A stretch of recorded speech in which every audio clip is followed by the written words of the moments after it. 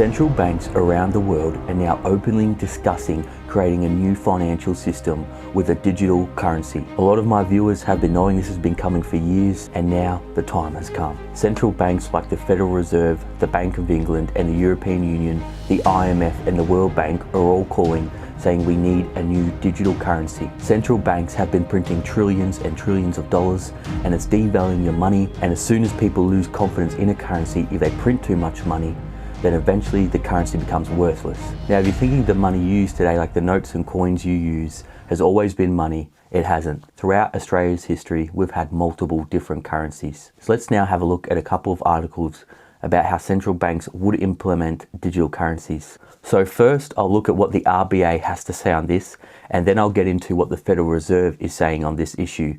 And if you think, look, I'm not going to listen to the Federal Reserve, that's in America, it doesn't, it's not relative to us, it definitely is, because the Federal Reserve is the biggest central bank in the world, and what they do, other central banks may follow. The Reserve Bank of Australia says the case for creating a digital version of its banknotes and coins for the retail market has not been made out despite the shift away from cash during the pandemic. So I have seen a lot of places aren't accepting cash anymore. They want digital currency, and look, to be honest, I mostly use digital now, just tapping with my phone or with a MasterCard. It's a lot more easy, convenient, or you should have that option to be able to use cash if you want to. And it expressed confidence existing laws will fend off any threat to fiat currency from private stable coins like the one Facebook is struggling to get off the ground. So there we go, they're saying it's a threat. So they're now admitting, it's a threat, these stable coins, because if all of a sudden a lot of people start picking up these and not using fiat currencies, it's supply and demand. If there's less demand for the Australian dollar, less people using it, it could devalue the Australian dollar. The bank revealed in a research paper it was closely monitoring the global debate about the pros and cons of central bank digital currencies, CBDCs, but remained skeptical about the idea. And of course, they always say this. They said this about 0% interest rates. They said we're skeptic about 0% interest rates. They said that about quantitative easing, but guess what? They did it. So, when they say they're skeptic, I think they may be skeptic at the start, but if other central banks start doing it and it's a success, then they'll probably follow. It backs up its cautious approach by pointing to security risks.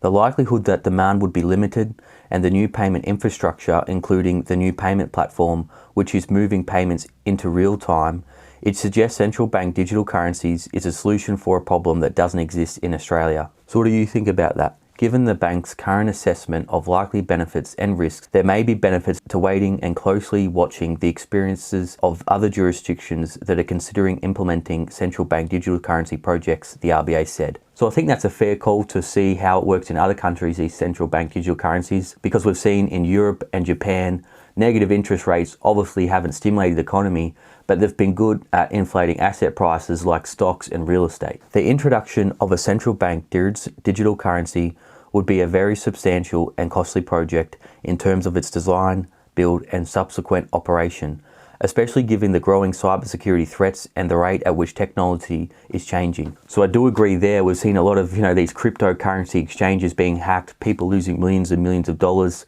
Cybersecurity is becoming a big issue in 2020.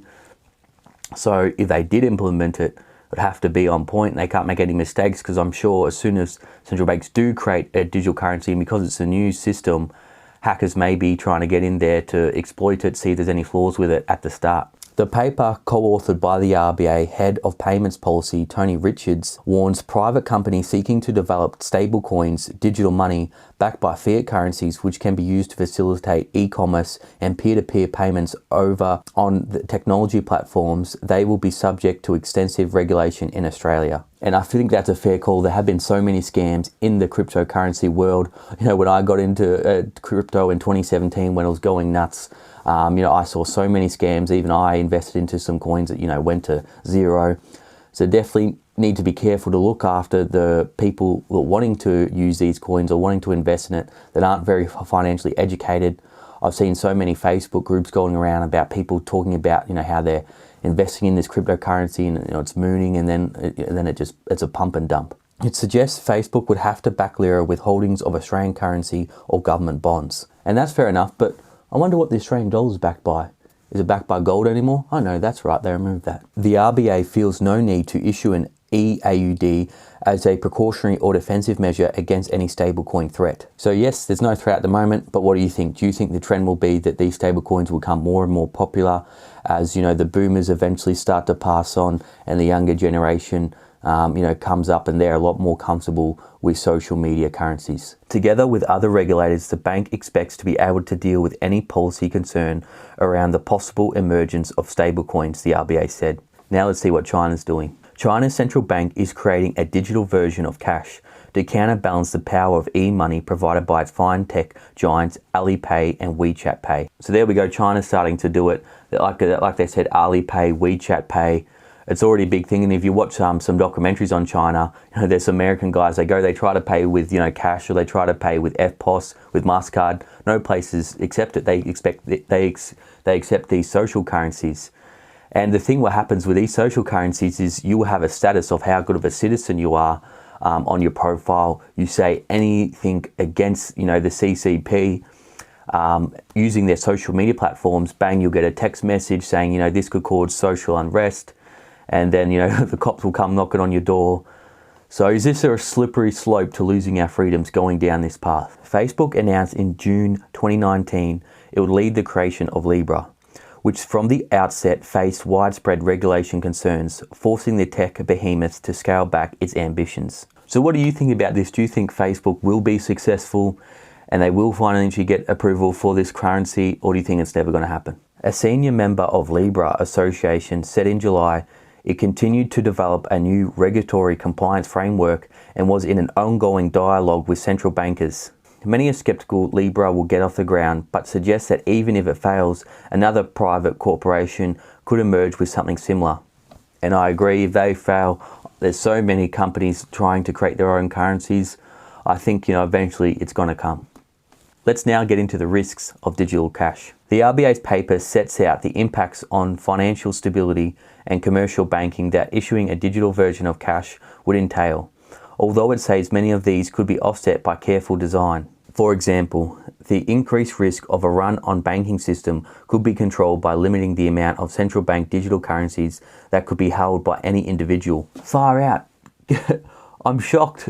They're going to limit the amount of currencies that can be held by any individual. That's a bit worrying to me. They're also talking about bank runs, because in the next crisis, if there was a bank run, the banks don't have the reserves there. So there's a bank run, the banks would go under. And I think maybe this is why they're bringing in the cash bans. They're trying to get rid of cash, because if everything all goes digital, there's no doing any bank runs on the banks ever again. Central bank digital currency is different to digital representations of cash held in bank accounts, which are liabilities of commercial banks. An EAUD would be a liability of the RBA.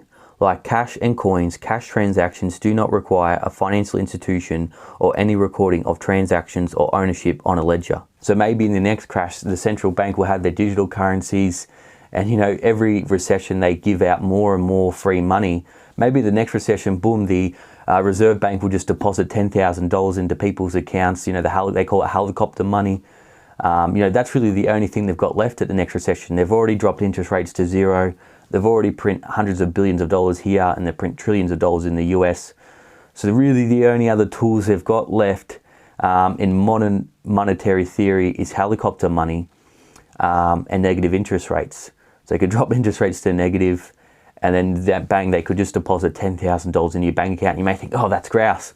But maybe by the time they do that, $10,000 may not be a lot of money, and it might just cover, your month's rent or your month's mortgage if inflation gets out of control. Advocates say the EAUD would help facilitate payment innovation, including allowing distributed ledger technology to carry payments that could be made conditional on various events. This could facilitate atomic all or nothing transactions or allow for programmable money, which could be used for welfare distribution. So there we go. In the next recession, they've had these two $750 payments. With the new budget, there's been two $250 payments for pensioners. Maybe in the next recession, there's bank digital monies go into people's accounts instantly, because every recession they have to act quicker and quicker, because if they don't act quick, the system could come crashing down. The RBA is separately considering the use of a digital version of the Australian dollar in a wholesale markets.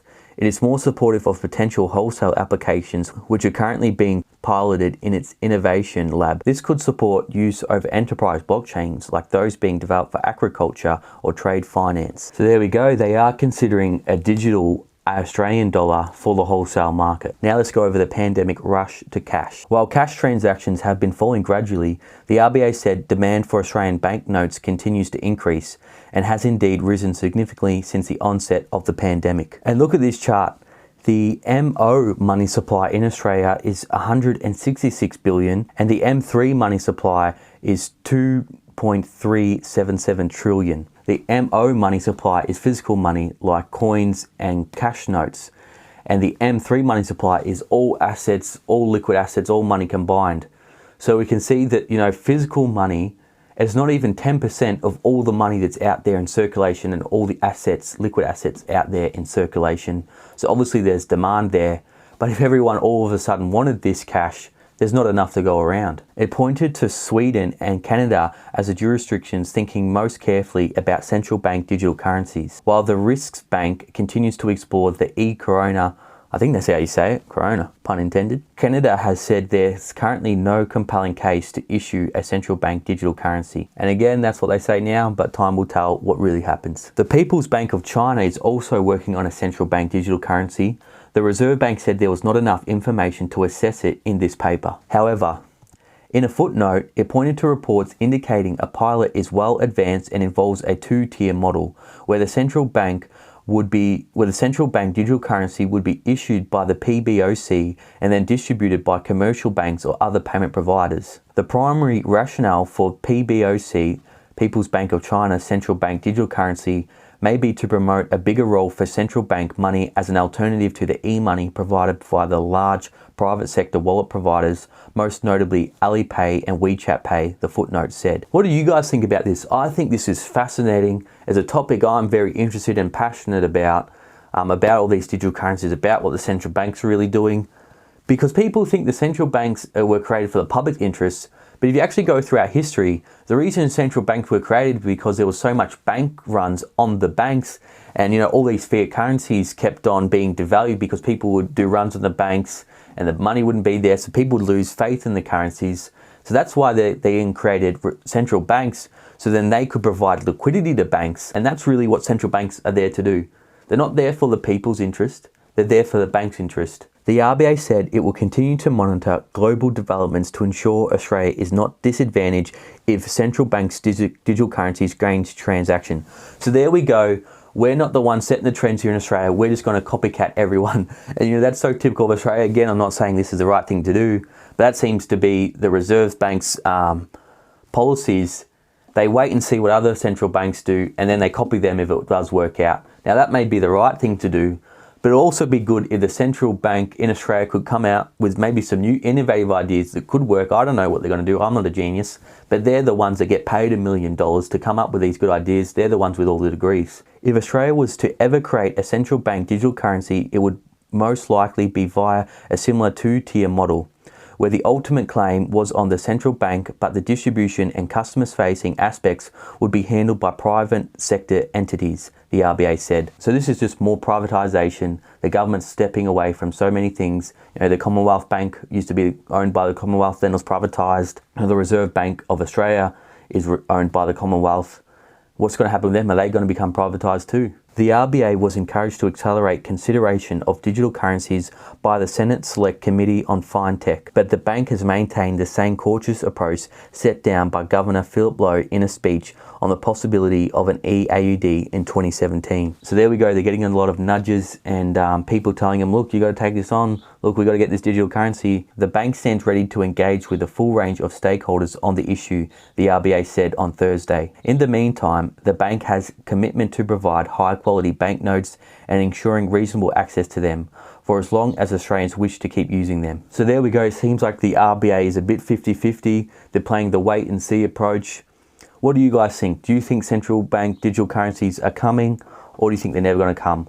Me personally, I think at the end of the day, they're going to come. Is it going to be so big and scary like it may seem? I don't know. People thought the internet was big and scary. People thought smartphones were big and scary, but they have been very helpful. I don't know about digital currencies. But look, most of our transactions are digital now anyways. Now let's look at what the Federal Reserve is thinking on this matter. The US Federal Reserve is actively working on a digital dollar. The Federal Reserve Board of Governors and several Federal Reserve banks are actively working on the digital dollar. Legislation has proposed that each American could have an account at the Fed for transacting in central bank digital currency. So there you go. This is what the Federal Reserve is thinking of, create an account.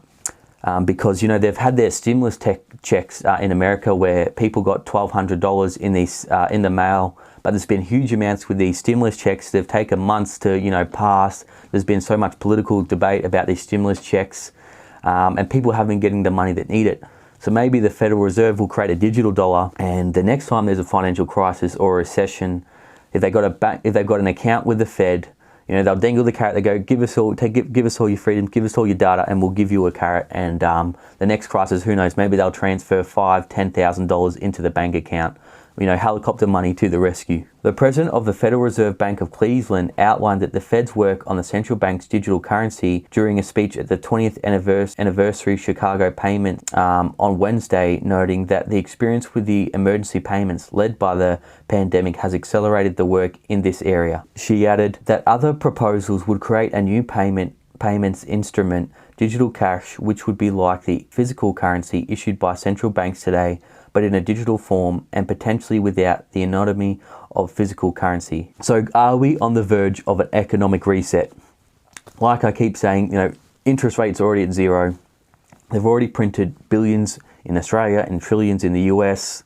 Obviously something needs to be done. There needs to be some big innovation because the current financial system is obviously not working. It's so unstable. You know, there's so much leverage, there's so much debt. It wouldn't take much to bring this whole financial system down.